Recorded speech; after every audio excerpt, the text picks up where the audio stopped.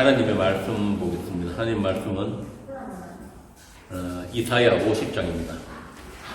이사야 50장 1절에서 11절까지 이사야 50장 1절에서 11절입니다. 구약성경 1031페이지입니다.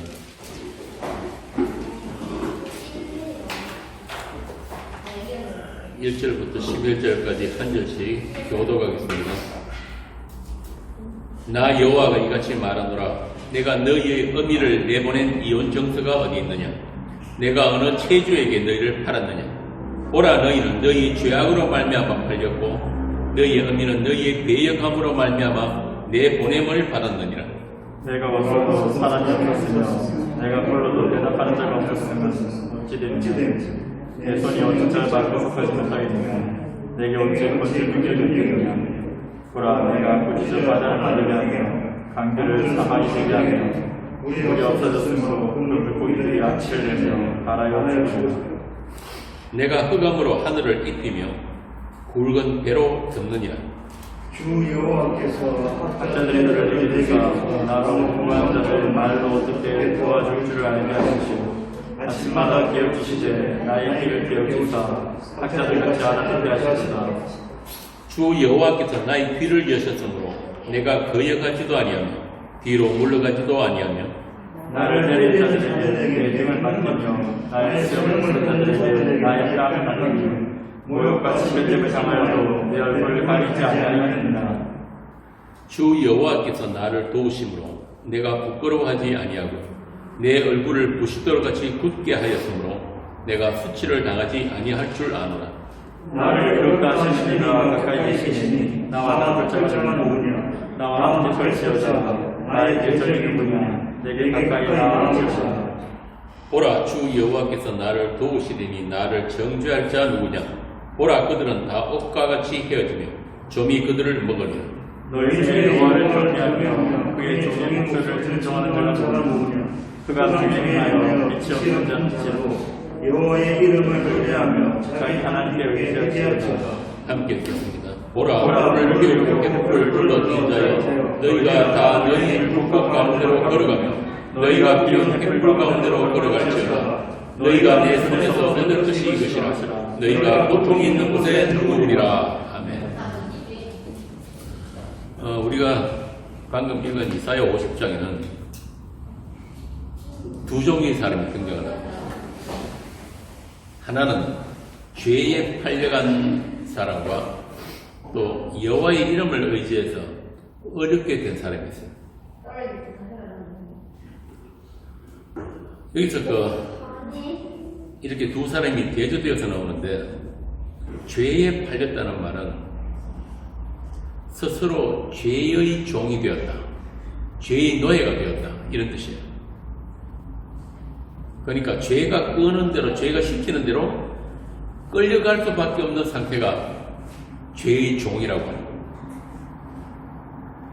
무엇을 하든지 죄밖에 나오지 않는 것, 뭘 해도 죄가 되는 것, 이게 죄의 권세 아래 태어난 모든 인류예요. 선악과 따먹은 아담에게서 태어난 모든 인간들은. 이 오늘 이사야 50장의 본문을 이해하기 위해서는 우리가 먼저 알아야 하는 게 뭐냐면은, 하나님께서는 모든 인류를 한 사람 아담으로 보신다.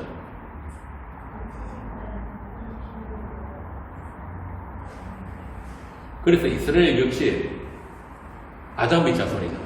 아담의 자손이고, 다만 이스라엘은 하나님의 언약을 두신 자들이 어떤 존재인지를 보여주는 역할로 불려나온 것뿐이에요. 이스라엘에게 이스라엘 자신들이 어떤 자격이 있어서 이스라엘이 된 게 아니란 말이에요. 다만 역할뿐이라는 거예요. 그래서 아브라함의 자손 이스라엘, 하나님의 이름을 두신 이스라엘은 누구인가? 이걸 보여주는 게 이스라엘 역사입니다. 그래서 이스라엘은 오늘 본문에 나오는 여호와의 종이신 예수 그리스도가 오시기까지 얼마나 하나님을 오해하는 이스라엘인가,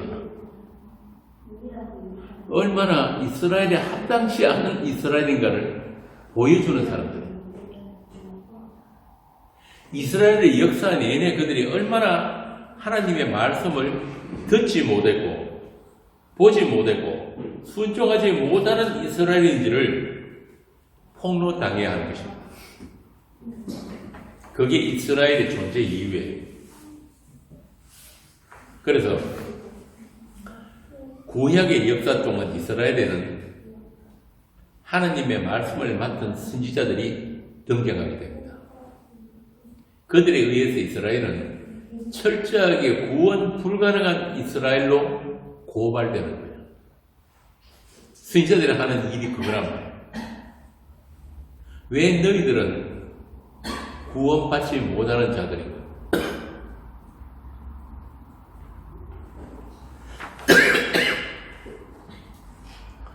하나님의 이름을 두신 이스라엘이 어쨌는지를 가장 잘 보여주는 내용이 요한복음 1장에 나와요.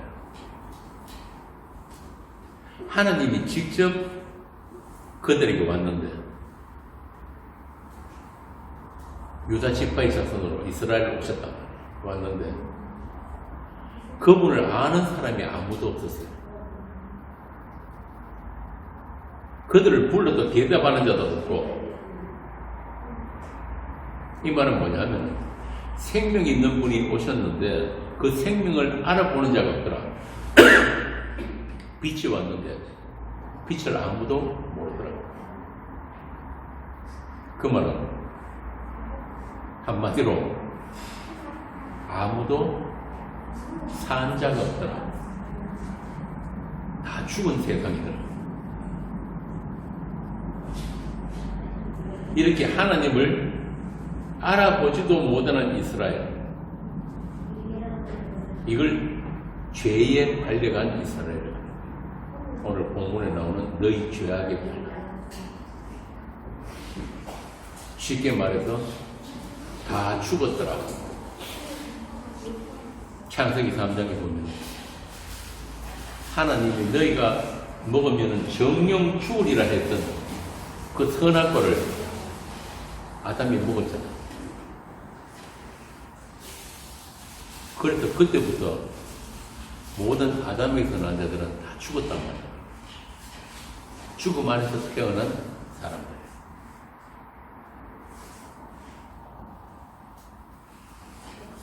그래서 오늘 이사야 50장에서 이사야가 지금 그 이야기를 하는 거예요.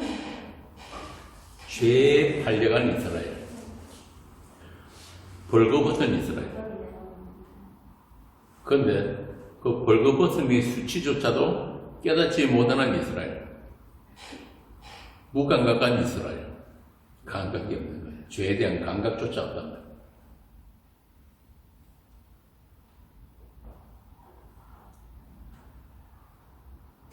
그래서 그 예수님께서 그 이스라엘에 오셨을 때 예수님 주변에 많은 사람들이 나타나고, 그 많은 사람들이 어떤 사람들이 있겠지?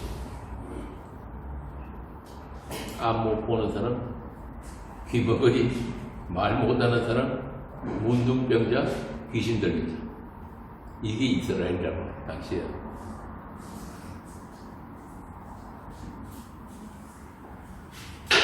그래서 오늘 본문 7절에서 이사야가 뭐냐면은 유일하게 수치를 당하지 않는 자가 나타나요. 7절에 보면은 주 여호와께서 나를 도우심으로 내가 부끄러워하지 아니하고 내 얼굴을 부싯돌같이 굳게 하였으므로 내가 수치를 당하지 아니하고. 아까 처음에 제가 말씀드렸죠. 두 종류의 사람이 있는데 죄악에 팔려간 자가 있고, 하나는 여호와의 이름을 의지해서 수치를 당하지 않는다.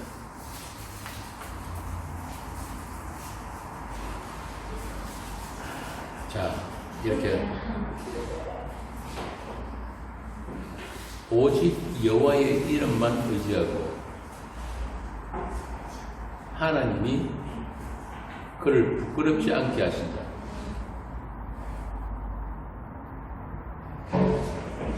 학자의 혀로 우리를 깨우쳐 줄 수 있는 자.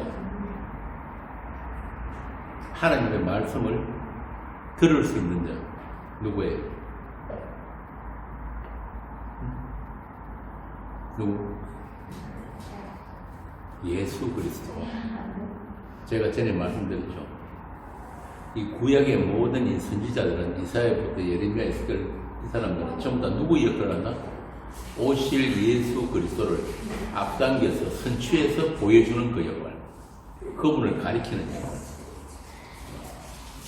그래서 오늘 본문의 이사야도 1차적으로는 이사야지만 오실 그리스도를 자기가 대신 역할을 하고 있는 거예요. 이렇게 학자의 혀로 공부한 자를 도울 수 있는 사람. 주 여호와께서 도우심으로 대적할 자가 없고 정죄를 당하지 않는 종. 주 여호와께서 도우심으로 부끄러워하지 않는 것. 여호와의 종 예수 그리스도. 우리의 수치, 우리의 부끄러움을 대신 감당하시고 십자가에서 벌거 벗겨져서 못 박히신 여호와의 종. 이분은 우리 주님이란 말이에요. 그래서 이스라엘의 모든 선지자들은 방금 말씀드린 대로 그분을 가리키는 역할을 했고, 또 오늘 본문 이사야도 오실 그리스도가 받게 될 세상의 모욕과 수치와 고난을 자기 삶으로 보여준 선지자예요. 하나님의 말씀을 들을 수 있고 정직하게 전하는 학자의 혀로 인해서 받게 되는 고난. 그게 바로 오늘 4절에서 7절이에요. 3절까지는 자기 죄악으로 팔려간 이스라엘이 나오다가 4절부터 갑자기 분위기가 돌변하잖아요. 이 연결이 잘 안 된단 말이에요. 4절부터 보면 주 여호와께서 학자의 혀를 내게 주사 나로 공부한 자를 말로 어떻게 도와줄 줄을 알게 하시고 아침마다 깨우치시되 나의 귀를 깨우치다 학자들같이 알아듣게 하시고 주 여호와께서 나의 귀를 여셨으므로 내가 거의 가지도 아니하며 귀로 물러가지도 아니하며. 이게 바로 뭐냐면 자기 죄악으로 팔려나간 이스라엘과 하나님의 신이 영이 임해서 하나님의 말씀을 대언할 수 있는 선지자, 오실 예수 그리스도를 앞당겨서 선취해서 고난을 받게 되는 이 선지자가 지금 대비되어서 나타나는 거예요. 50장 안에서. 자, 이와 똑같은 말씀이 여러분이 잘 아시는 이사야 53장에 들어옵니다. 이사야 53장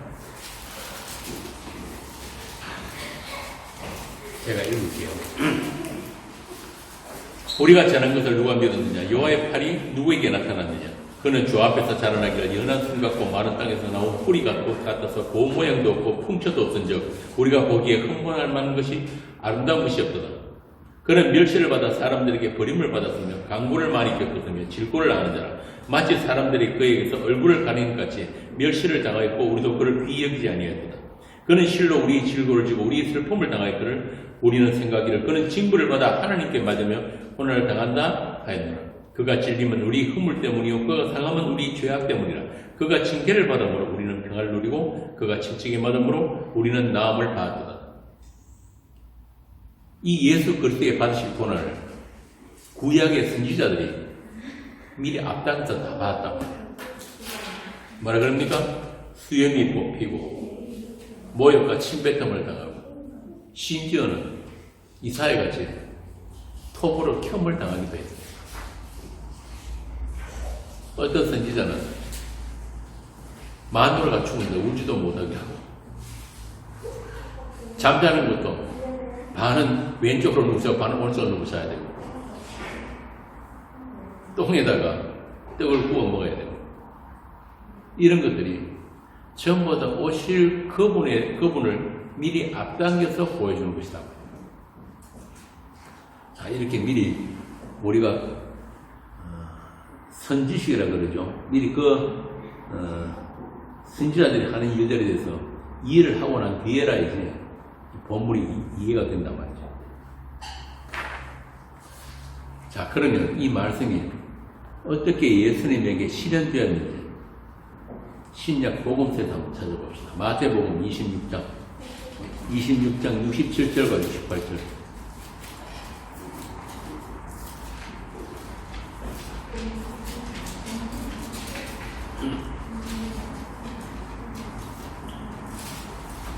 읽어보세요. 이에 예수의 얼굴에 침 뱉으며 주먹으로 치며 어떤 사람은 손바닥으로 때리며 이르되 그리스도야 우리에게 선지자 노릇을 하라 너를 친자가 누구냐 하더라. 이렇게 자기 백성 죄의 종으로 팔려나간 이스라엘의 부끄러움을 감당하시기 위해서 하나님의 아들이 고난을 당하시고 희롱을 당해야 하는 것을 이사야가 앞당겨서 지금 선포하고 있는 것입니다. 이렇게 선지자의 성임이 뽑히고 뺨을 맞고 침뱉음을 당하는 모욕을 앞당겨서 선취의 보임을 해서 그리스도가 오시고 그리스도로 옷 입게 될 이스라엘은 어떤 자들인지를 지금 흑암 중에 앉아있는, 오늘 본문대로 하면 흑암 중에 행하여 빛이 없는 자들에게 미리 선지자가 자기 몸으로 보여주는 것입니다. 그게 10절이에요. 여호와의 이름을 의지하는 자. 여호와의 이름이 누구에게 나타났다? 예수 그리스도. 그게 아까 처음에 제가 말씀드린 요한복음 1장 1절부터 나오는 그 내용입니다. 마태복음 4장 보세요. 마태복음 4장 12절.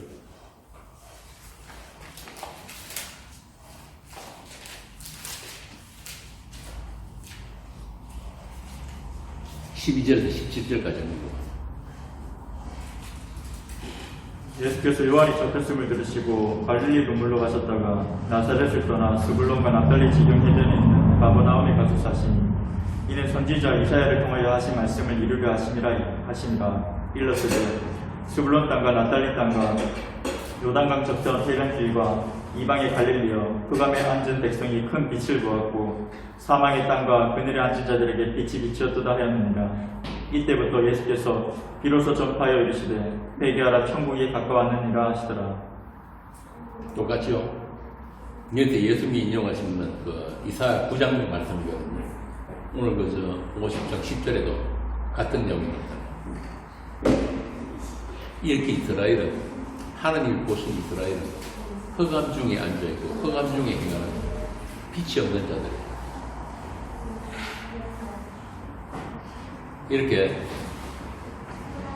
예언의 말씀을 한치의 어긋남도 없이 다 이루러 오신 분이 바로 예수님입니다.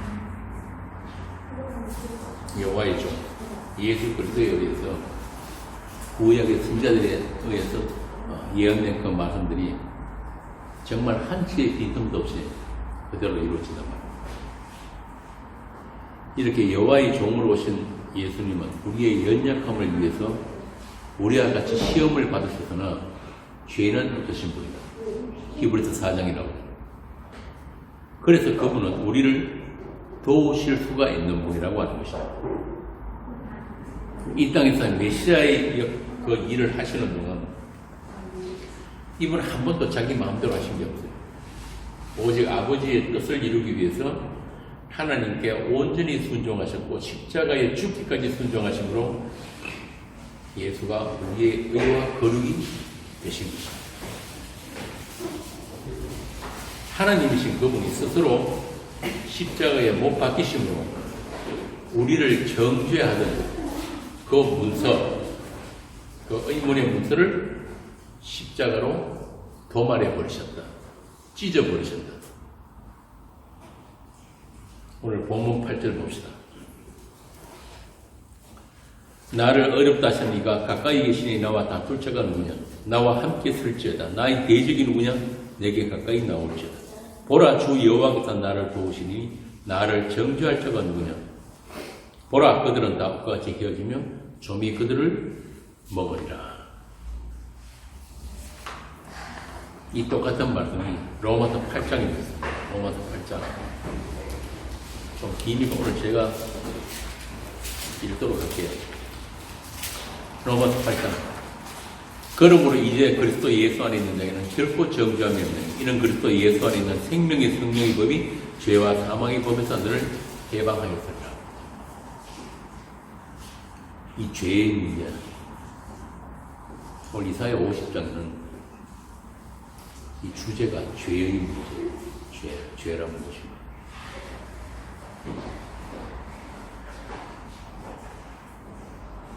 이스라엘이 벌거벗은 수치, 이게 처음에 어디서 나타나냐면 아담이 처음에 선악과를 따먹고 뭘 알았습니까? 선악과를 따먹자마자 뭘 보게 됐어요? 자기의 벌거벗음을. 그 전까지는 벌거벗어도 벌거벗은 줄을 몰랐단 말이에요. 벌거벗음의 수치를 몰랐다. 두려움이 없었어요. 그래서 죄를 표현할 때 흔히 그 성경에서는 벌거벗음의 수치와 두려움이라고. 그래서 벌거벗은 아담의 그 수치를 흠없는 진성의 가죽옷으로 입혀주신 하나님께서 자기가 지으신 그 아담에게 마지막으로 입혀주시는 옷이 그리스도라는 옷이란 말이에요. 그러니까 에덴 동산에서 그 가죽옷은 옷일 그리스도로 옷 입게 될 그 이스라엘, 그 성도를 모형한 거예요. 그래서 아들의 피로 빤 그 흰 옷을 입혀주시기까지 이 세상과 역사, 또 죄와 사망은 그 아들들을 위해서 한시적으로 존재한다. 죄는 영원한 거 아닙니다. 원래 없던 거예요. 제가 전문 시간에 그런 얘기를 했는데, 성도는 누구냐? 성도에 있어서의 죄는 뭐냐? 성도는 죄의 섬김을 받는 자들이에요. 죄라고 다 같은 죄가 아니라고 했습니다. 자기 죄로 인해서 심판받는 자가 있느냐 하면 그 죄로 인해서 하나님의 의신 예수 그리스도께로 가게 되는 그런 사람들이 따로 있단 말이에요. 오늘은 그 이야기입니다. 자, 그래서 창세전에 이미 이루어진 그 하나님의 약속, 하나님의 일, 묵시 안에 완료된 그 하나님 나라, 그 하나님의 하나님 되심의 영광, 그것이 이 세상 속에 펼쳐지는 성령의 역사가,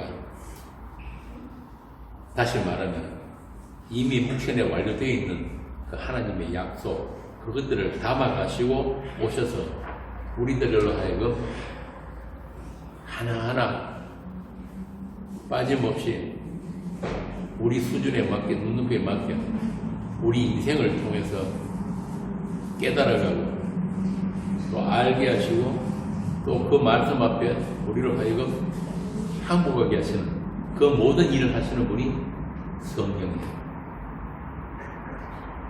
그래서 그분이 오시기 전까지는 예수님과 함께 다니면서 같이 밥 먹고 같이 잠자고 하던 쟤들도 못 알아들었단 말이에요.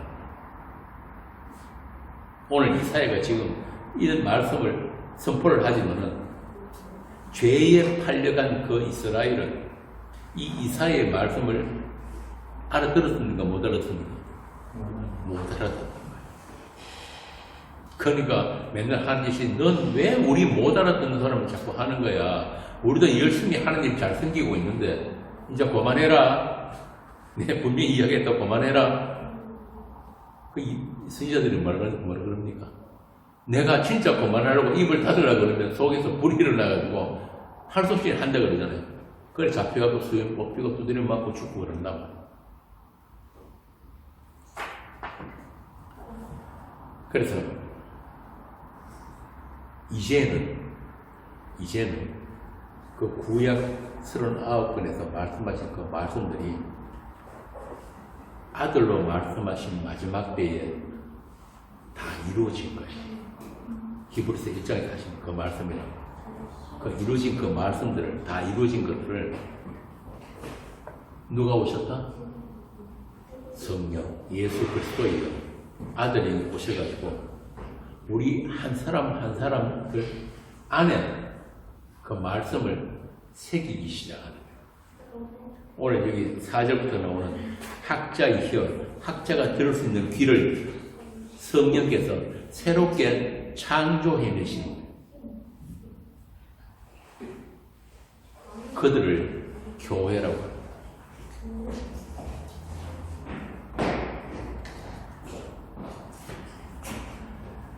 그래서 우리가 눈으로 보고 손으로 만지는 이 세상의 우리가 살아가는 이 현실보다도 더 진짜 현실이 있음을 우리가 알게 됩니다. 아, 이 보이는 것이 다가 아니구나.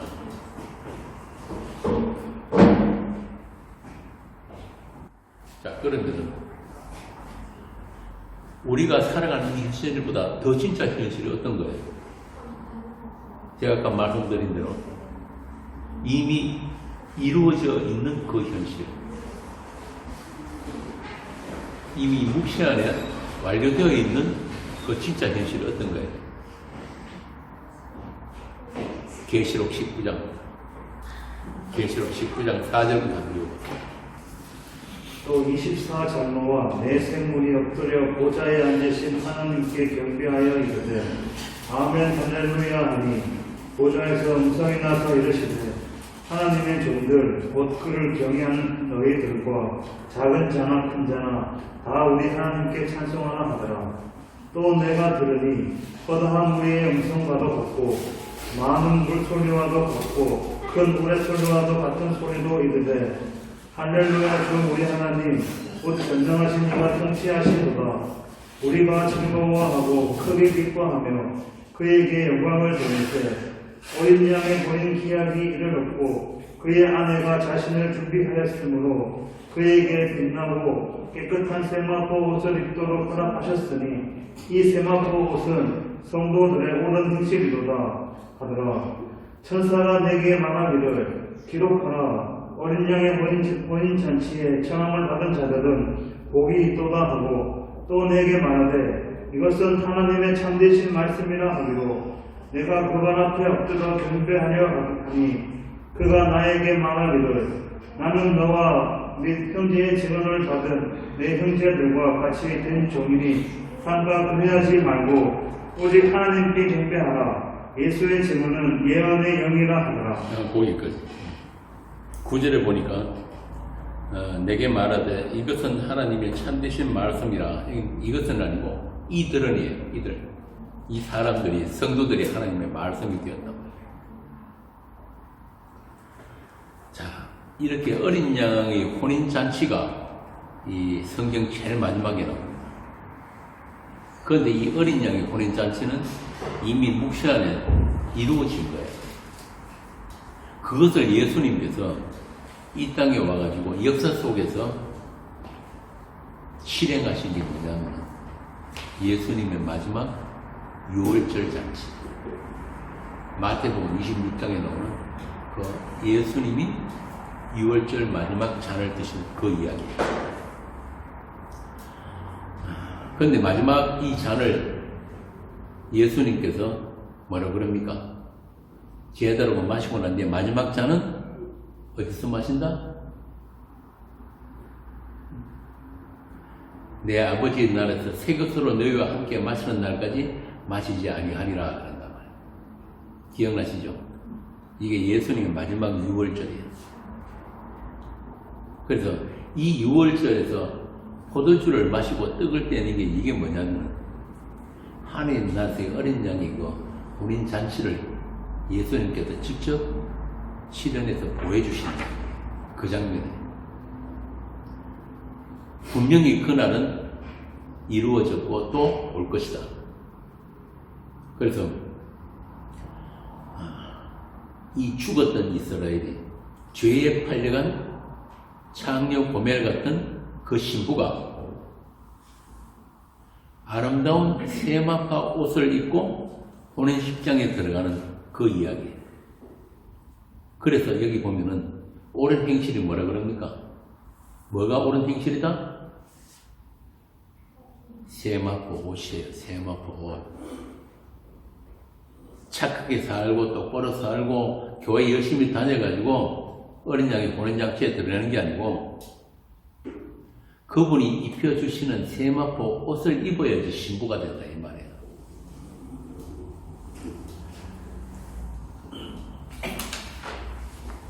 이게 우리의 죄 사함이에요. 좀 더 제가 말씀드리겠지만 오늘날 기독교가 교회가 이 죄와 죄 사함 이 문제에 대해서 너무나 많이 오해하고 있습니다. 거의 종교화 되어버렸기 때문에. 그래서 오늘 이사야 본문을 가지고 이 죄의 문제를 우리가 다시 한번 짚고 넘어가잖아요.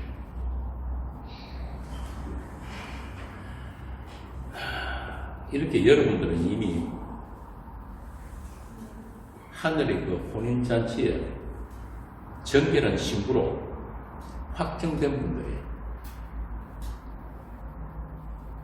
여러분들이 이 세상 속에서 인생을 잘 살아가지고 여러분 자신을 깨끗하게 해서 그 나라에 들어가는 게 아니란 말이에요. 이분은 맨날 예수 믿어서 믿음으로 어렵담을 받고 은혜로 구원받는 그러면서 자꾸 자신들을 돌아보면은 그게 안 믿기지잖아요. 과연 내가 이 믿는 거 맞나? 내가 지금 은혜로 구원받는 거 맞나? 늘 그 죄 문제 때문에 힘들어하고 있다고. 이 책이 맞죠? 정말 우리 모았을 때 그 이야기 했잖아. 그래서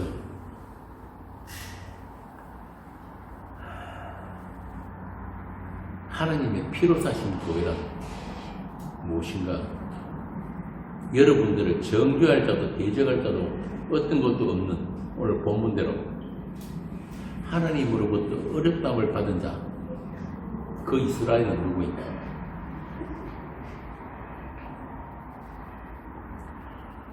우리가 반드시 알아야 할 건 뭐냐면 여러분의 거룩, 여러분의 구원은 하나님이 여러분에게 입혀주신 그 옷으로 인해서, 다시 말하면 아들이 피로 빤 그 옷으로 인해서 여러분에게 그냥 주어졌다는 거예요. 하나님께서는 그 예수의 피를 보시고 여러분이 입고 있는 그 그리스도를 보시고 그냥 어렵다고 여겨주신 거예요. 그런데 그걸로 끝이 아니라 그건 뭐냐? 여러분에게 입혀주신 그 옷으로 말미암아서 오늘 이사야에서 나오는 이사야처럼 여러분도 똑같이 그 아들의 고난에 참여된 사람들을 교회라고 하는 거예요. 그리스도의 남은 고난에 참여된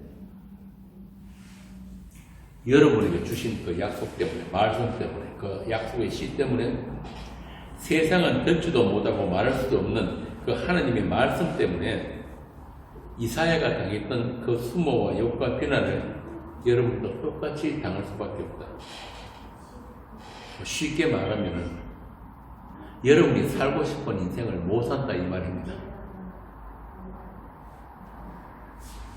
주가 계시기 때문에.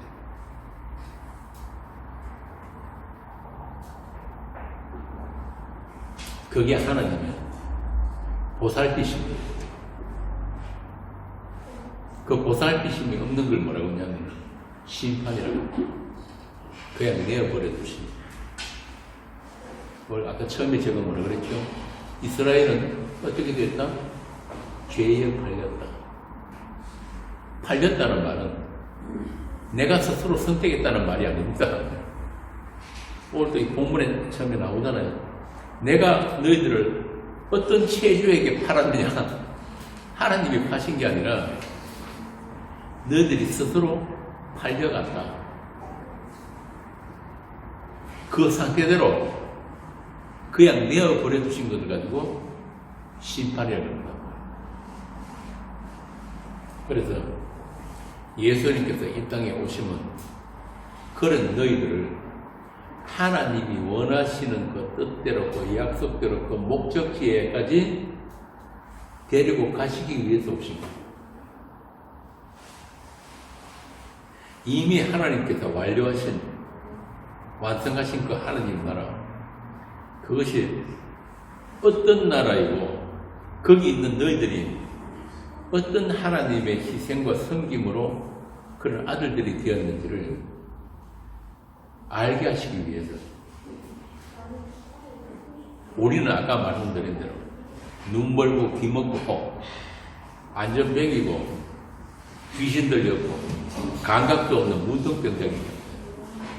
이런 우리에게 그 하나님을 알게 하시고 담아주시기 위해서 우리는 할 게 아무것도 없는 거예요.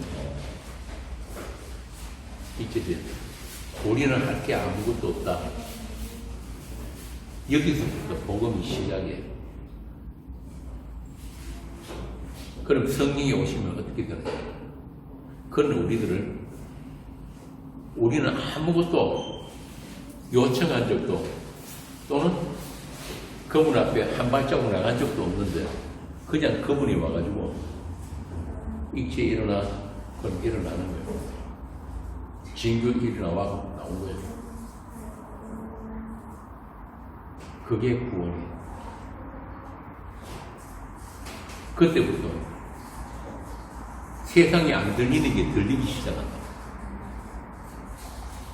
전에는 우리 육신의 눈으로 보는 것만 봤는데 그때부터는 육신의 눈이 아니고 세상에 안 보이는 것들이 보이기 시작한다. 그걸 살았다. 이 말씀들이 하나님의 말씀 진리로 믿어지는 거예요. 아까 우리가 읽었던 요한계시록 19장은 그게 우리에게 현실로 보고 듣고 또 그걸 우리가 살아내야 돼요.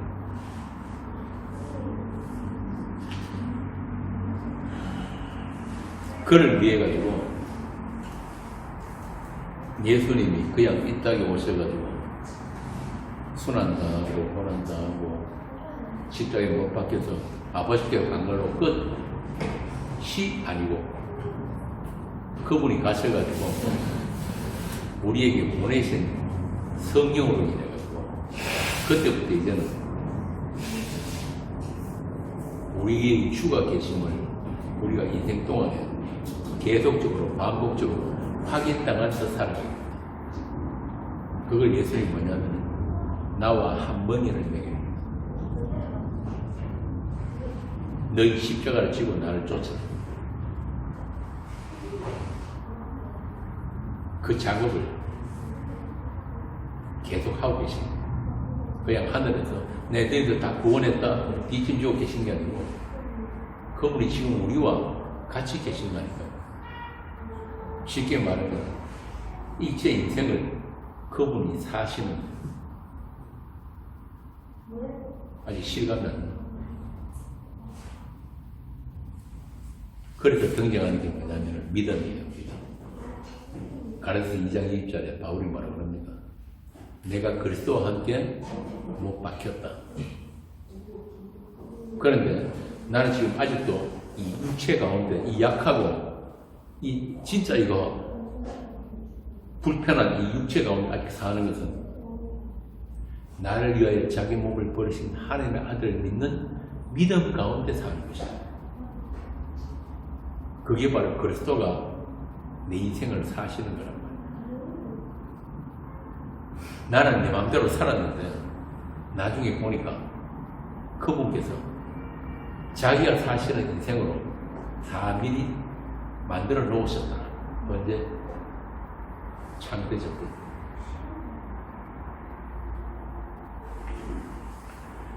그래서 그걸 우리로 하여금 알게 하시기 위해 가지고 내 인생을 내 뜻대로 못 살도록 호세아서로 말하면 가시로 막고 담으로 막아놨어요. 그분이 원하시는 거기로 우리를 끌고 가고 계십니다.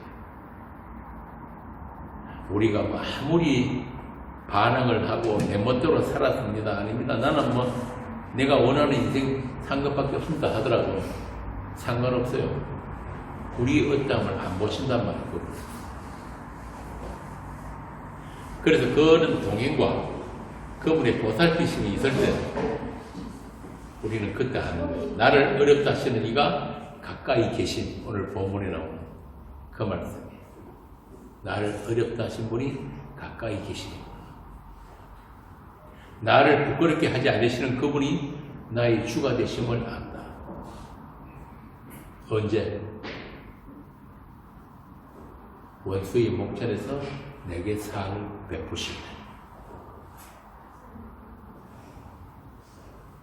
내한테서 전혀 기대할 것이 없고 세상은 전부 다 나를 대적하는 원수들로 둘러싸여 있는 그 가운데서 그분이 나에게 이런 잔치상을 베풀어 놓으셨습니다.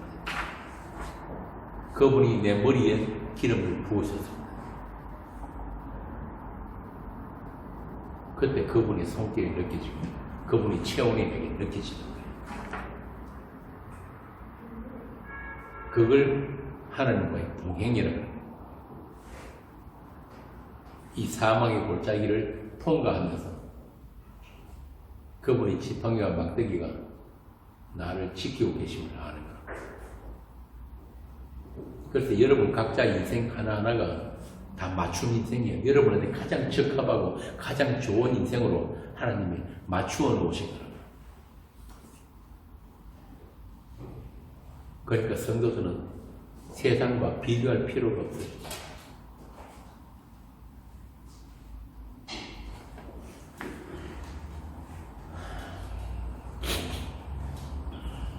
그렇게 우리가 세상을 살아야 하는 이유는 인생을 굳이 정말 이 발에 안 맞는 불편한 신발 같은 내 인생, 그걸 살아야 되는 이유가 뭐냐면 우리 안에 뭘 주신다? 소망을 주십니다.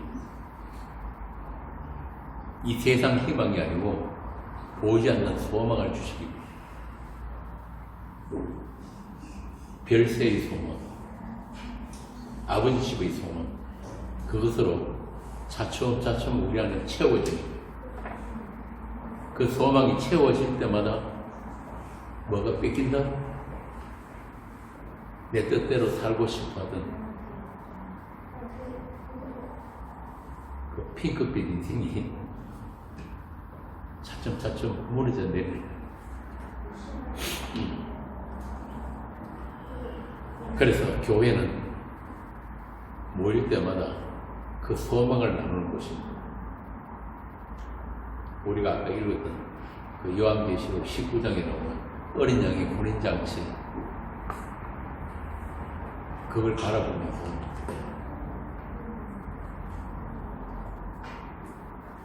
서로 격려하는 곳이에요. 이제 거의 다 돼간다.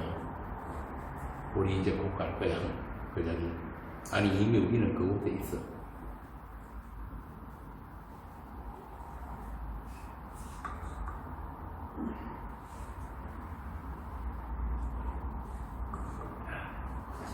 참 세상에 볼 때는 미친 소리지만 우리에게는 감당 못할 은혜입니다. 그래서 요한 1서에 요한사도 그런단 말이에요. 그 사랑을 아는 자들은 반드시 서로 형제를 사랑하게 됩니다. 그게 사랑이에요.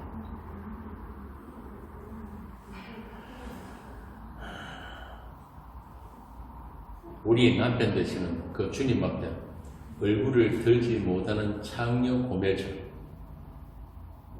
나의 욕심, 나의 정욕 때문에 죄에 팔려서 벌거벗긴 채 끌려가는 죄인들을 끝까지 용서하시고 끝까지 사랑하신 그 용서와 사랑을 알게 하시기 위해서 그 창녀 같은 이스라엘에게 장가 되신 그 하나님을 아는 것, 알아가는 것, 그리고 그 하나님을 인해 가지고 차츰차츰 내 인생에 대한 기대를 자꾸 놓아가는 거예요. 이걸 구원이라고 해요. 현실적인 구원.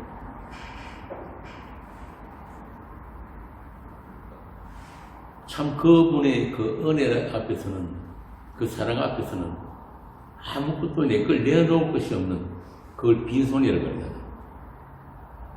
그 빈손으로 그냥 신랑의 손에 이끌려가지고 그 집으로 돌아가는 거예요.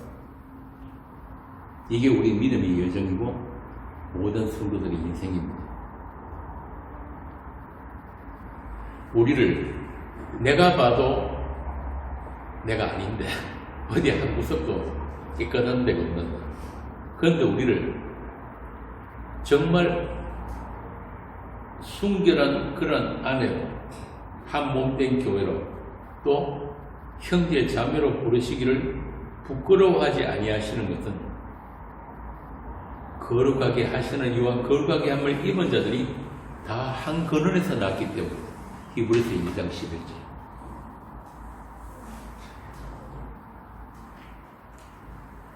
하나님부터 났고 하나님의 약속으로 난 자들이기 때문에 우리는 반드시 그분을 즐거워하고 그분으로 행복할 수밖에 없는 교회입니다.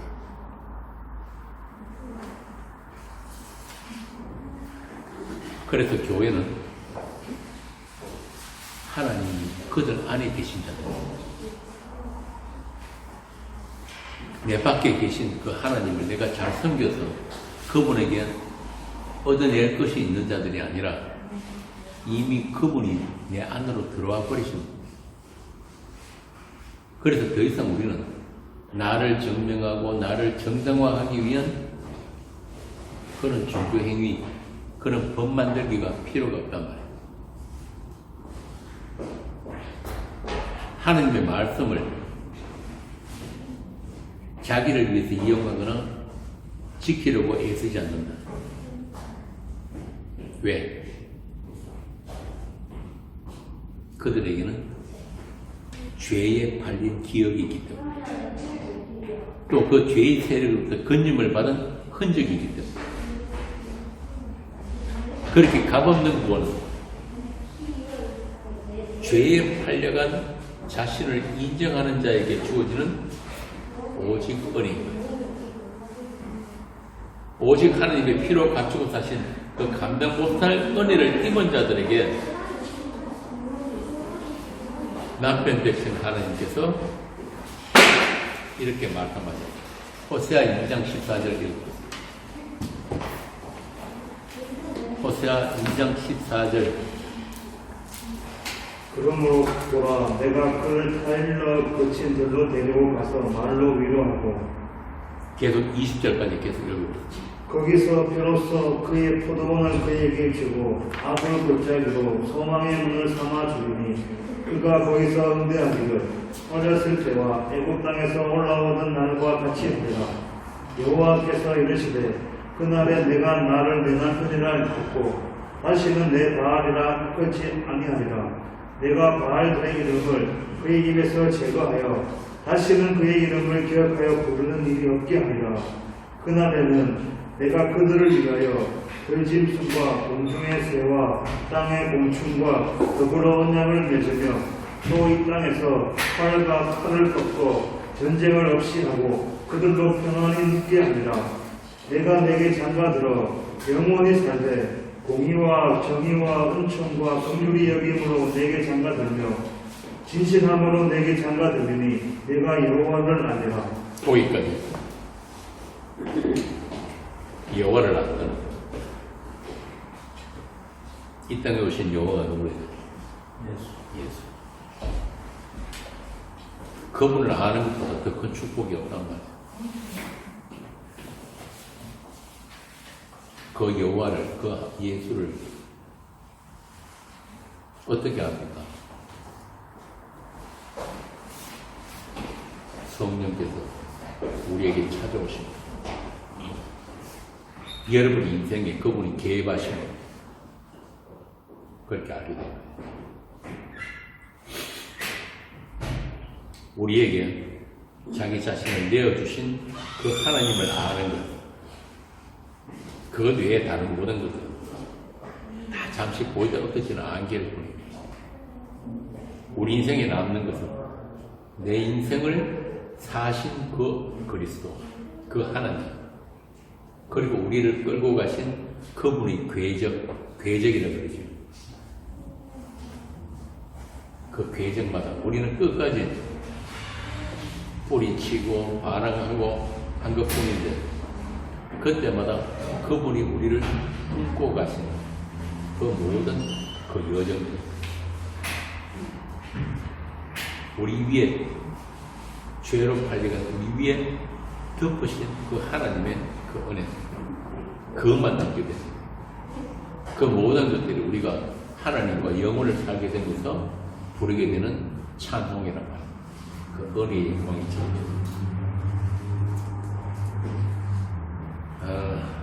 지난주에 매석하면 한참 떠들었죠. 삼성그룹 이건희 회장 상속세가 남긴 재산이 23조인데 세금만 12조예요. 12조란 돈이 여러분 상상이 잘 안 되죠. 12조. 그런데 그 이건희 씨가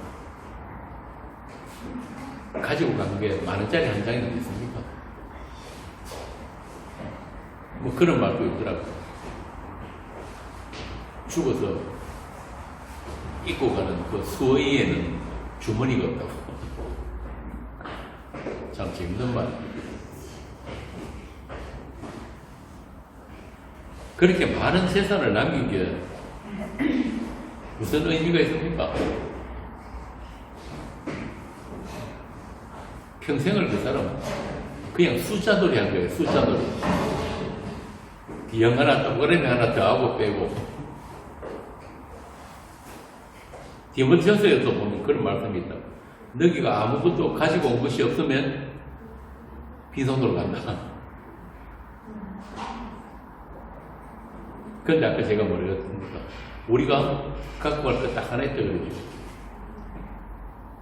다른 사람들은 그냥 꿈 같은 인생을 살다가 그냥 가는 거야. 그래서 그 성경에 그러잖아. 너희는 잠시 보이다 없어지는 안개다. 그런데 우리에게는 이 인생 동안에 하나님이 담아주신 게 있단 말이야. 뭐가 담겼습니까? 아까 계시록 보니까 그들을 뭐라고 한다? 말씀이라고 한다. 바꾸어 말하면 우리 이 육체가 육이 영이 됐다는 거야. 영이. 우리에게 없던 하나님적인 생명이 담긴 거예요. 그게 우리 안에 예수가 담겼다. 예수가. 예수님이 하신 일이 그 일이란 말이에요. 우리에게 생명 주신 거죠. 그 생명이 있을 때 그 상태를 영이라고 해요.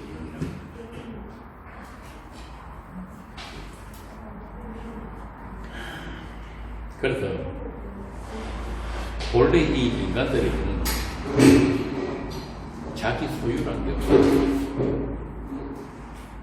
우리가 그 어떤 것도 내가 내 소유로 가질 게 없다는 거예요. 심지어 내 자식들까지. 원래 이 세상 전체다가 창조주가 계시다. 창조주가. 그분이 지으신 거예요. 우리도 마찬가지고. 그런데 세상은 이 세상을 지으신 분이 일단 우리 죽어 계신다는 걸 모르는 상태. 왜? 선악과 담도 다 죽어준 거예요. 그 하나님과의 관계가 단절되어 버렸기 때문에, 하나님을 떠났기 때문에 모른단 말이에요.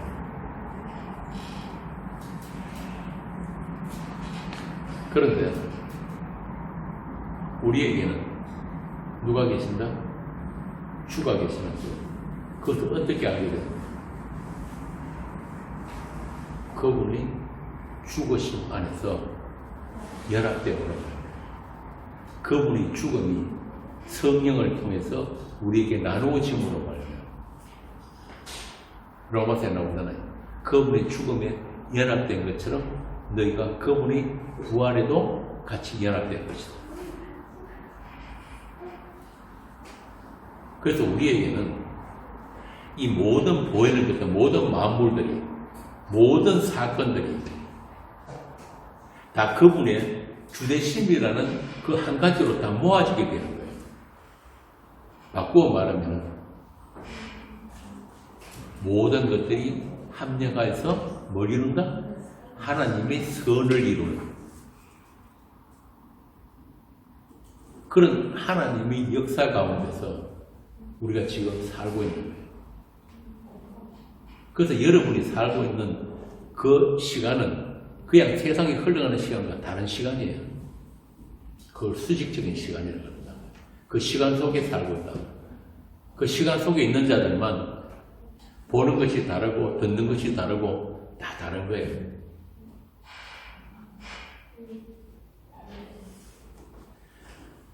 그래서 우리 안에 하나님 자신을 주신 그 선물, 그것으로 인해 가지고 여러분들은 여러분의 인생을 못 사는 거예요.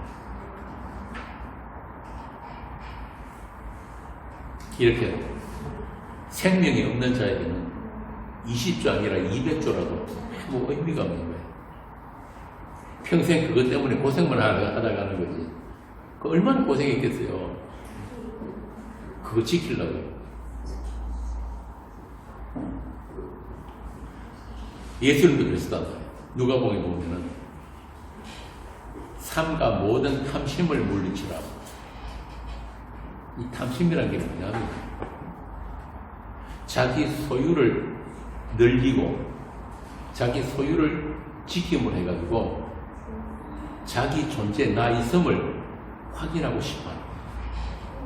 달리 말하면 손을 뻗쳐서 영혼을 향해서 생명나무 열매를 향해서 손을 뻗치는 것.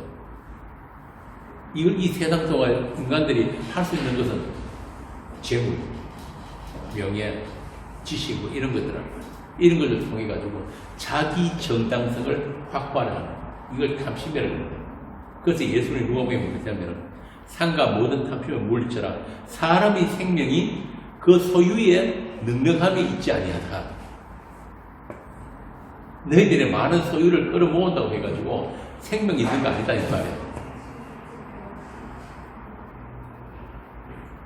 물론 여기 소유에는 단순히 돈만 가지가 아니다. 부동산, 현금, 유동자산 뭐 이런 게 아니란 말이에요. 소유란 말이에요. 소유의 목록에는 자기 명예, 인기, 지식, 가족, 인간관계, 종교, 교회 다 들어있어요. 심지어 예수님. 그것들이 다 니들이 소유할 수 있는 게 아니라 심지어는 전에 누굽니까? 어떤 법정입니까? 무소유라는 소유까지 하려고 하는 게 인간의 탐심입니다. 이렇게 선을 갖다 먹은 인간들의 탐심이라는 끝이 없습니다. 아무리 퍼맞춰도 계속 못 마는 게 탐심이에요. 채워도 바닥에 보이지 않는 무적행. 아무리 껴입어도 자기 부끄러움 하나 가리지 못하는 그 나뭇잎치마. 그래서 이 세상은 서로 그 소유를 지키기 위해서 약탈하는 세상, 살육이 끓이지 않는 그런 역사. 나의 정당성, 내 존재의 정당성을 부정하는 누구라도 77배의 복수를 하려고 준비하고 있는 남에게는 그 세상에 하나님 아들이 오셔가지고 니들이 가진 소유로 니들이 구원받는 게 아니라 니들이 내 것이 되므로 해서 구원받는 거예요. 그리스도의 것이 된 자들, 그 행복. 다시 말하면 내가 나를 지키지 않아도 되는 그 행복. 그게 우리 이택식을 자주 이야기하는 주가 계시는. 나의 부끄러움과 두려움을 가리워 줄 수 있는 그 옷을 입혀주신 그 예수 신랑, 그 예수 신랑이 입혀주신 신부의 예복으로 충분하게 아름답고 흠이 없는 그 거룩한 신부들을 피로 사신 교회란다. 다른 교회는 없어요. 세상 교회들이 가르치는 대로 신랑한테 잘 보이려고 지가 해입은 옷, 지가 가진 치장한 예물, 그 아무리 해봤자 그 벌거벗음이에요.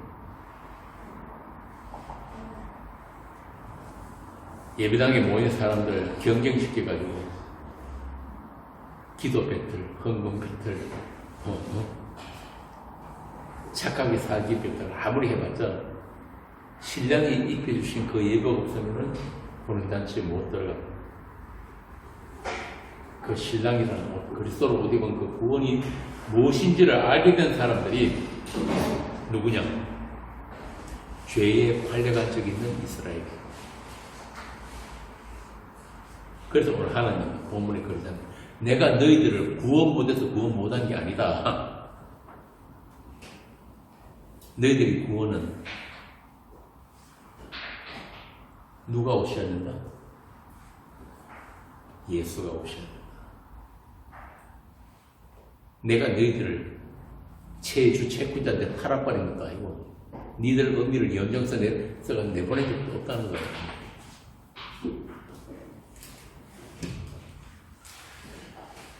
너희들의 주인이 누구인지, 너희들의 피난편이 누구인지를 알라고 죄에 팔려가는 그 이스라엘을 허용하신 거예요. 더 이상 자기 소유에 기대할 것이 없을 때까지. 그렇게 벌거벗은 자기 자신을 바로 볼 수 있을 때까지. 그렇게 자기라는 우상을 섬기도록 잠시 허용을 하신다. 그게 이 세상을 우리가 살아가는 하나님의 성도들은 언제 15개와 고리 한 오멜 반으로 창녀 고멜을 살아오신 그 호세아, 그 예수 신랑을 만날 때까지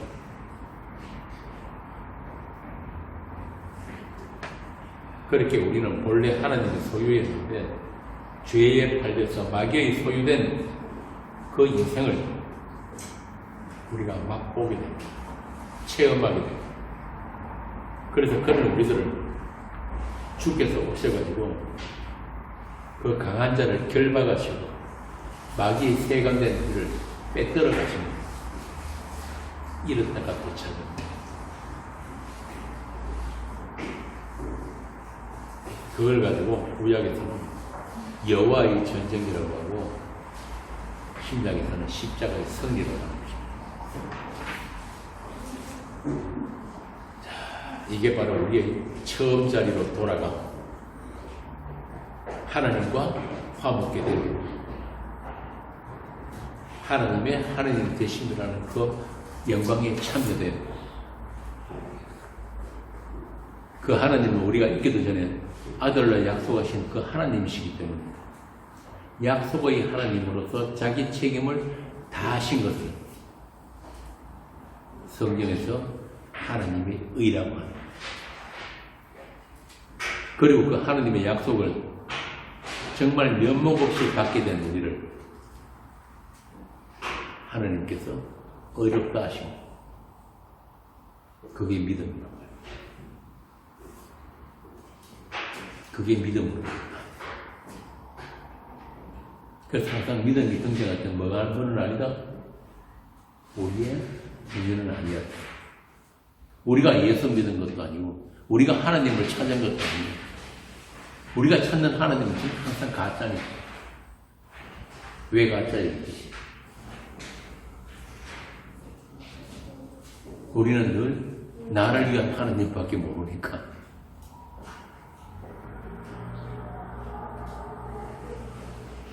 이렇게 하나님께서 시작하셨고 하나님께서 다 준비하셨고 하나님께서 일일이 우리 숨쉬는 것 하나까지도 다 챙겨가지고 마침내 아들로 완성하게 하시는 거예요. 그 하나님을 아는 것을 구해요. 어떻게 안다? 그냥 머리로 아는 게 아니고 우리 인생에 동행하시면서 하나하나 모든 사건과 모든 환경과 모든 관계 속에서 우리로 하여금 주의 이름 앞에 무릎 꿇게 만들고 마시는 그 하나님. 그게 복음을, 말씀을 살아내는 거. 그게 예수 믿는 거란 말이야. 아, 나는 아니요. 당신이 하나님 맞습니다. 당신이 아니면은 나는 정말 아무것도 아닙니다. 차라리 태어나지 않은 것이 더 나을 뻔했습니다. 그 하나님의 은혜만, 그 하나님의 의만 붙들 수밖에 없게 된 것을 죄의 섬김이라고. 다른 말로 바꾸면 은혜의 왕노릇이다. 로마서에 나오잖아. 죄가 더한 곳에 은혜가 더 넘쳤다.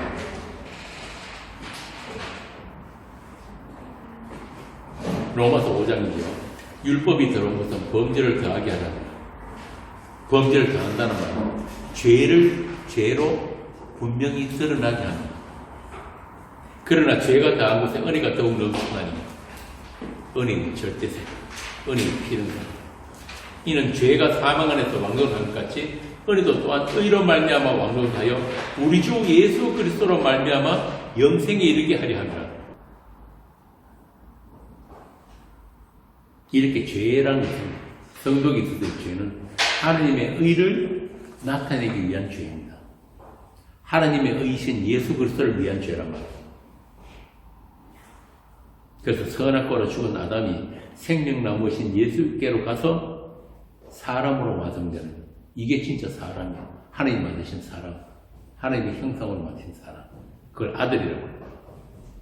이 일을 위해서 죄가 언약적인 도구로 사용되었다. 물론 약속 밖에 있는 죄인들에게는, 하나님이 그냥 내어버리신 죄인들에게는 그들의 행위대로 죄의 심판이 따릅니다. 이게 둘째 사명입니다. 이렇게 아담에게서나 모든 인간들은 죄도 지을 수 없는 죄인들. 죄는 짓는 게 아니에요. 내가 죄를 짓고 안 짓고 선택할 수 없는, 선택조차 하지 못하는 그런 무능력한 죄인들이라고 해요. 한마디로 죄의 권세 아래 태어나서 무엇을 해도 죄만 나오는 게 바로 성경에서 말하는 죄인이에요. 이 말은 우리의 어떤 행위도 나를 위한 것, 자기 사랑, 자기의 영광을 위한 그런 사고와 행위밖에 안 나온다 이 말이에요. 그래서 죄예요. 이게 바로 뭐냐면 하나님이 처음 우리를 지으신, 하나님이 보시기에 좋았더라는 그 자리, 그 처음 자리 이탈. 그 상태에서는 뭘 해도 죄예요. 토브가 아니고 로토브란 말이에요. 하나님이 보시기에 안 좋은 거예요. 우리가 아무리 우리가 판단하고 우리가 보이기 좋았다 하더라도 하나님이 아니다 그러면 그건 아닌 거예요. 그게 죄인이란 말이에요.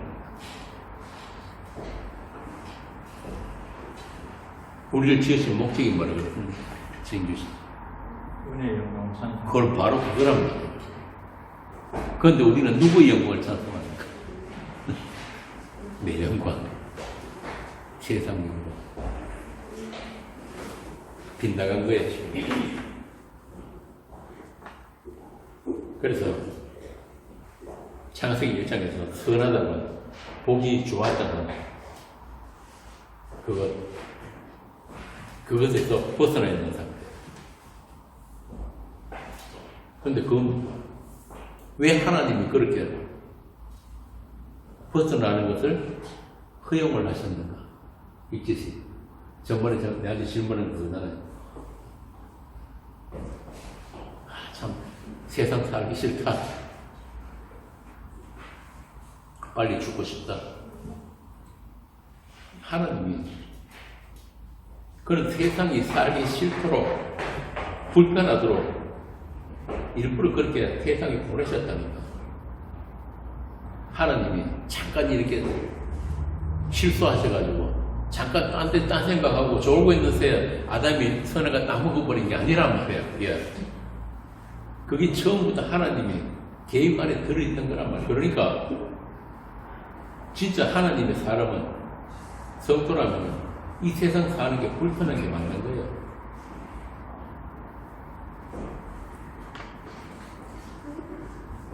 그래서 그 가운데서 하나님이 어떤 분이시고 하나님의 그 선하심이 어떤 것이라.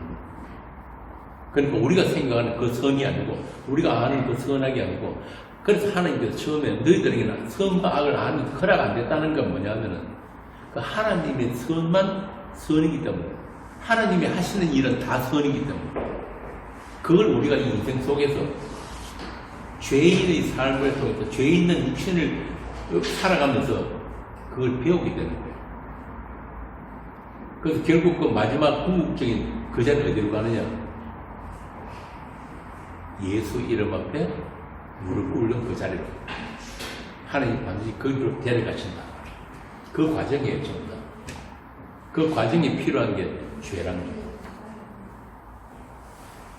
그래서 빌립보서 1장에 보면은 그 하나님의 선, 하나님의 착하심, 하나님의 착한 일에 대해서 이렇게 설명을 해요. 빌립보서 1장 3절에서 6절합니다.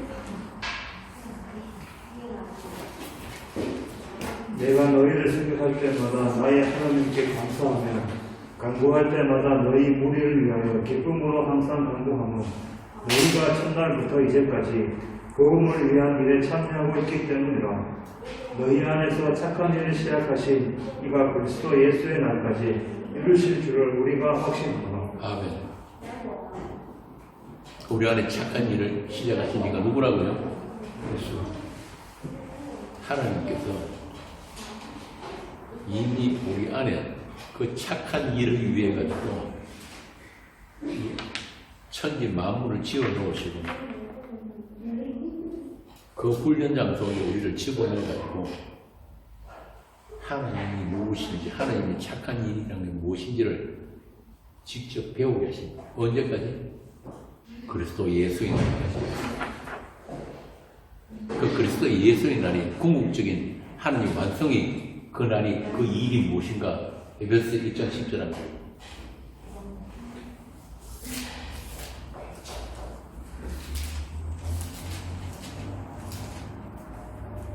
하늘에 있는 것이나 땅에 있는 것이 다 그리스도 안에서 통일되게 하려 하십니다. 바로 그거예요. 그 하나님의 최종 목적은 바로 그거란 말이에요. 예수 그리스도 안에서 다시 통일된 거예요. 그래서 하늘에 있는 것이나 땅에 있는 것이나 땅 아래 있는 모든 것들이 예수의 이름 앞에 무릎 꿇고 그분을 주라고 인정하는 거예요. 이게 하나님의 영광이다. 그 일에 우리는 죄인으로 참여된 것뿐이에요. 그 은혜의 영광을 찬송하기 전에 반드시 우리에게 뭐가 있어야 된다? 죄에 팔려간 그 경험. 우리가 꼼짝 못하고 죄 아래에서 흑암 속에서 앉아서 신음하고 있는 그것이 반드시 우리에게 먼저 있어야 돼요.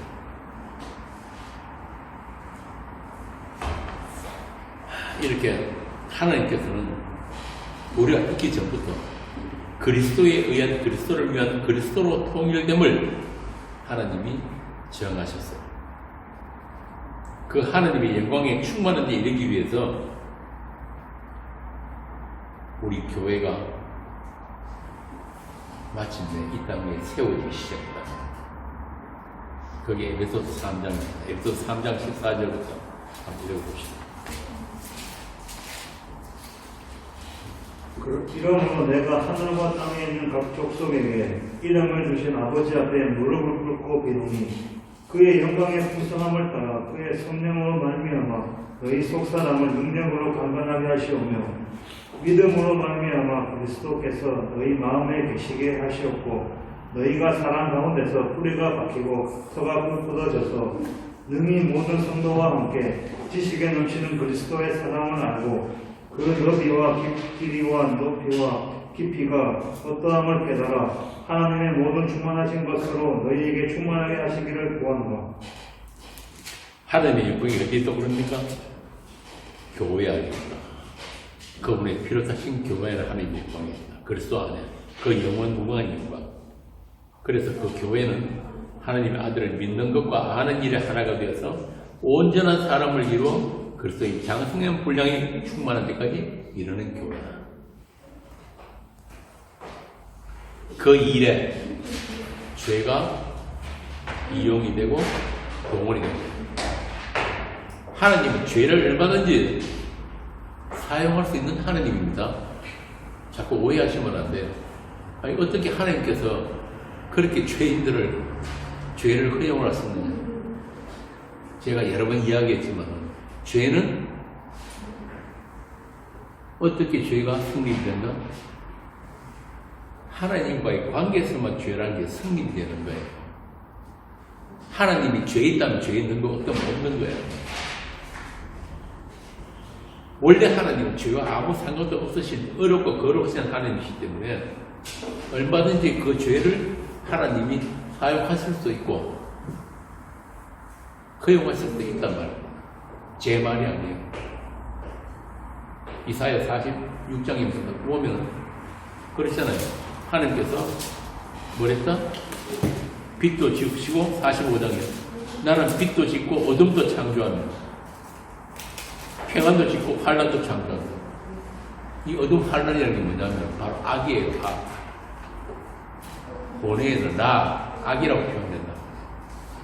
그러니까 본래 죄, 악 이런 거 원래 없는 거예요. 그런데 하나님께서 누구를 위해서 그리스도의 주되심을 우리로 하여금 알게 하기 위해서 잠시 허용된 것 뿐이에요. 그래서 지금 문제가 이 세상 교회들이 죄가 뭔지도 모르면서 어떻게든지 죄에서부터 구원받겠다고 그 야단들이. 제가 묻고 싶은 게 뭐냐면 도대체 무슨 죄에서 구원을 받겠다는 겁니까? 죄를 알지도 못하면서 그냥 막연히 그냥 죄에서 구원받아. 그거는 세상 사람들 다 아는 거예요. 죄만 씻으면 구원되는 거예요. 옛날 사람들 많이 그랬잖아요. 어떻게 죄 씻으려고? 죄 씻는 방법 뭐 있습니까? 착한 일 많이 하는, 남들 많이 베풀고 좋은 일 많이 하고 그러면은 어디 간다 그럽니까? 좋은 데 간다 그러잖아요. 다 그렇게 알고 있다.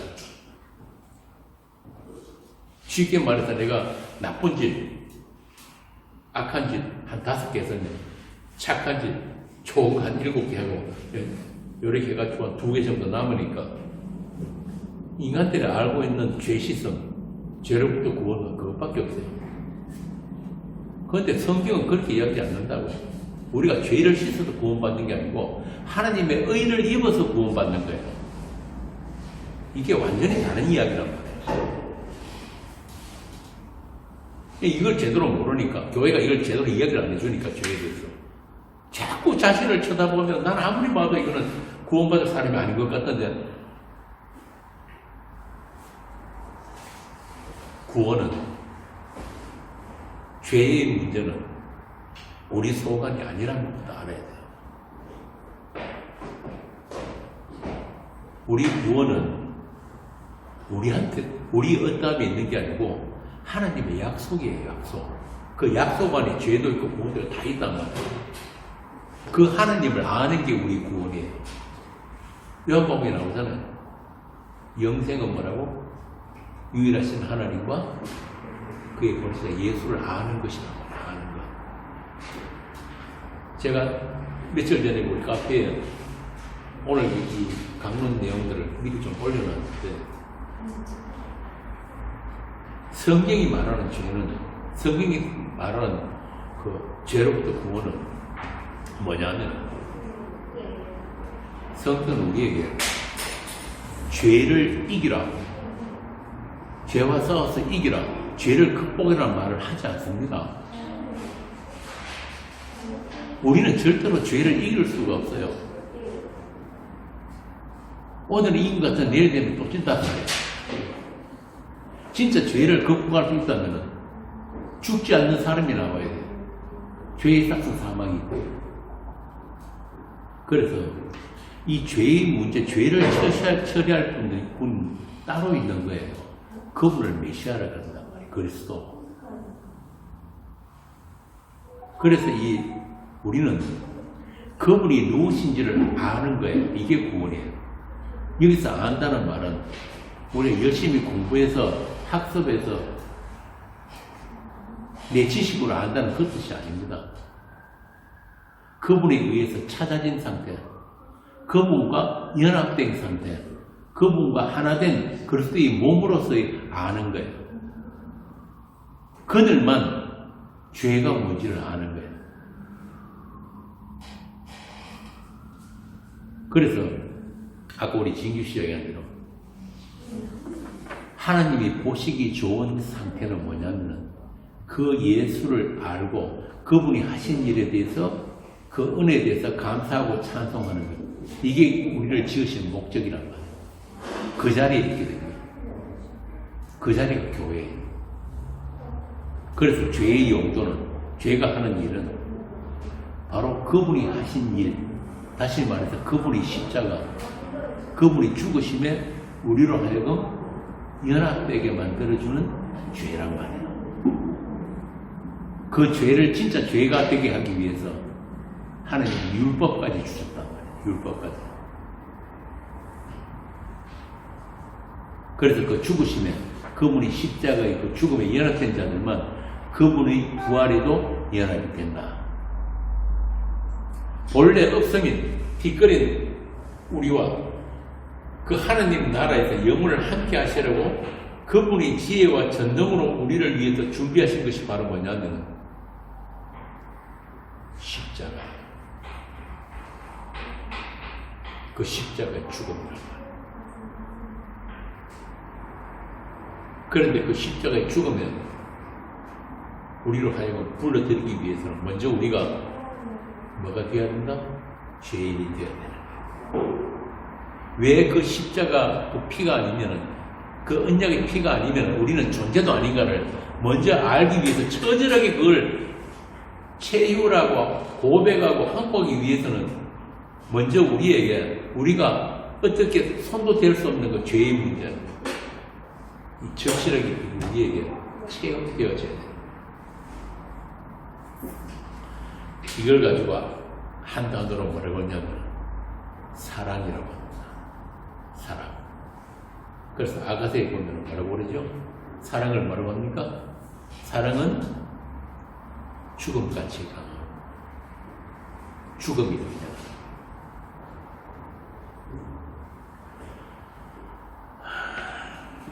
그래서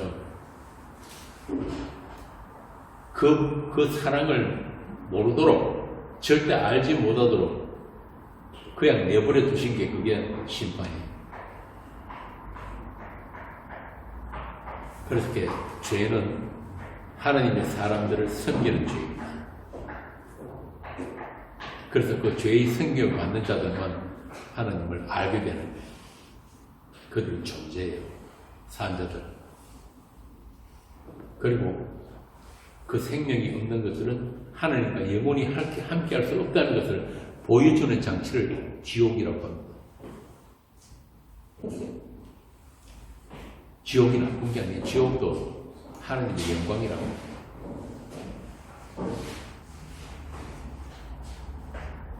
이렇게 하나님이 계시면은 그 지옥까지도 포함입니다. 그렇기 때문에 우리가 죄를 미워하고 죄에 대해서 애통하지만은 죄를 두려워할 필요가 없습니다.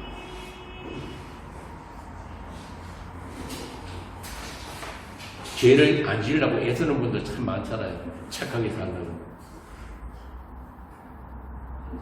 그런데 알고 보면은 우리 예수 믿는 우리보다도 절에 가는 사람들이 성당 가는 사람들이 더 착하게 삽니다. 이 세상을, 또 살기 좋은 세상을 위해서 얼마나 노력하는지 몰라요. 그 사람들. 그렇지만 이 죄의 문제는, 구원은 반드시 죄로부터 구원입니다. 그런데 이 죄를 처리하는 죄의 문제는 우리 소관이 아니라는 걸 반드시 알아야 돼요. 그걸 알기 위해서 죄가 있단 말이에요, 우리에게는. 아, 이 죄는 우리가 처리할 수 있는 죄가 아니구나. 그래서 예수님이 십자가를 주셨고, 그걸 은혜의 피련선이라고.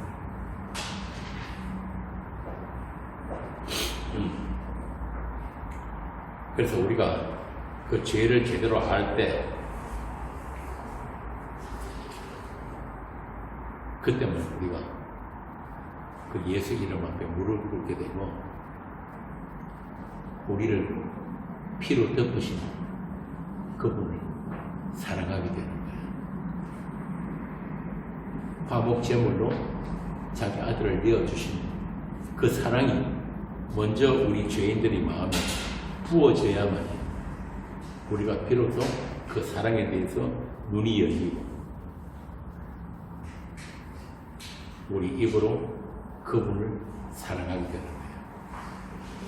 그래서 바울이 고린도서 제일 마지막에 편지 끝에 말을 뭐냐면, 주를 사랑하지 않거든 저주를 받을지.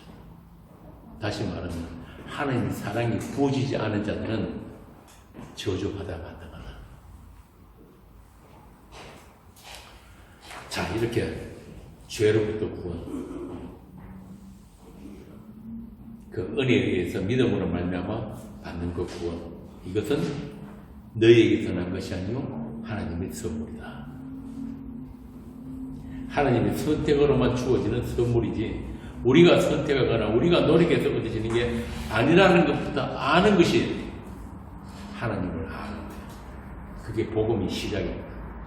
그 하나님이 착한 일에 자꾸 인간이 소유할 만한 것들을 보태려고 하는 게 뭐냐? 죄고 다른 복음이라고. 그렇게 가르치는 자들을 교회에 가만히 들어온 거짓 교사다.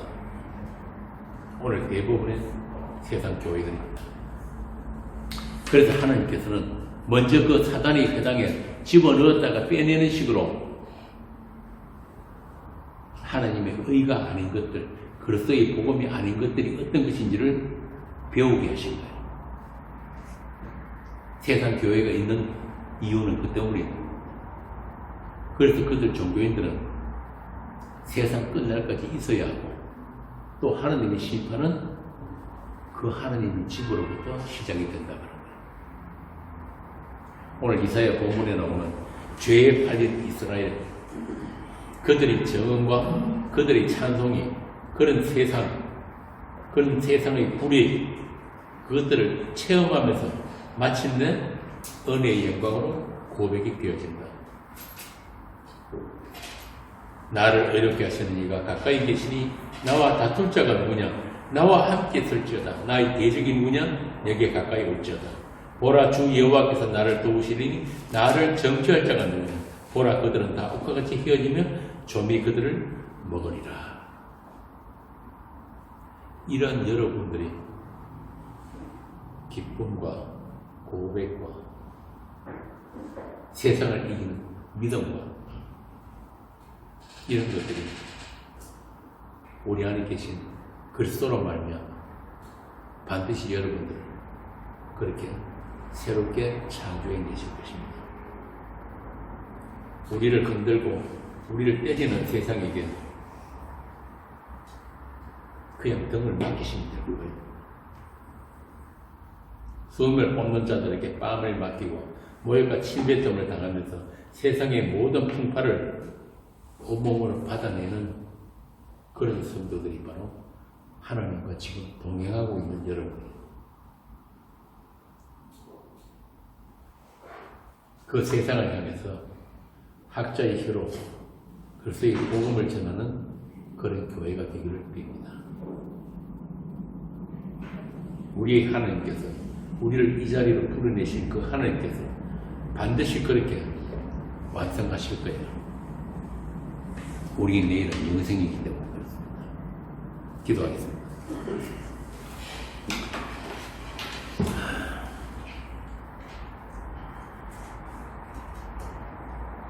우리가 사람의 말로 어떤 말로 아무리 지혜 있게 학자의 혀로 표현한다 해도 다 할 수 없는 그 하나님의 은혜고 하나님의 영광입니다. 우리가 그렇게 죄에 팔려서 끌려갈 수밖에 우리였는데 주께서 우리를 찾아오시고 우리를 주의 피로 사신 그 은혜를 우리가 살아갈수록 고백하게 됩니다. 그렇게 면목 없이 주님께 불려놓은 우리가 할 수 있는 것이 그 은혜의 영광을 찬송하는 것밖에는 다른 무엇이 있겠습니까? 우리의 남편이 되시고 우리 주님이 되셔서 우리를 사랑하시되 끝까지 사랑하신 그 사랑 때문에 그 사랑 안에서 우리의 남은 날들 소망으로 채워질 것이고 그 예수만으로 행복한 그런 우리가 되게 하여 주시옵소서. 이 세상의 풍파 속에 함께 계신 우리 주님이 우리의 믿음이요 우리의 의요 우리의 평안이 되게 하여 주옵소서. 주 예수 그리스도 이름으로 기도합니다. 아멘.